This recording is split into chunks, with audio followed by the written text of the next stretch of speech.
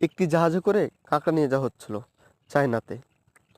তো 500 মতো ডাম আছে, ডামের মধ্যে কিন্তু 100টা ডাম খোলা আছে।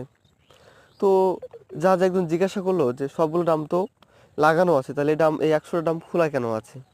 তখন জাহাজের মালিক বলল যে 100টা খোলা আছে, এটি হচ্ছে কিন্তু বাংলাদেশের কাঁকড়া, আর বাকিগুলো হচ্ছে অন্য অন্য কান্ট্রির, 4-5টা কান্ট্রির, অন্য দেশের। তারপর যেটা হচ্ছে যে তখন বললো তো বাংলাদেশের গুলো খোলা কেন আছে কাঁকড়া, মানে এই মুখগুলো কেন খোলা আছে, ওগুলো তো বাইরে চলে যাবে। তখন জাহাজের মালিক উত্তর দিল যে এই কাঁকড়াগুলো যে একটা উপরে আসতে চায়, তো তাকে আর 4-5টা কাঁকড়া তাকে ধরে আবার নিচে নামিয়ে দেবে, কারণ এখান থেকে তারা কেউ বের হতে পারবে না, এই জন্য তাদের মুখগুলো খোলাই আছে।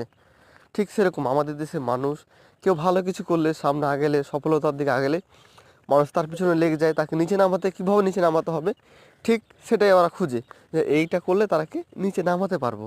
ঠিক সেরকমটা আসলেই সবাইকে বলে হিংসা বিরোধ বাদ দিয়ে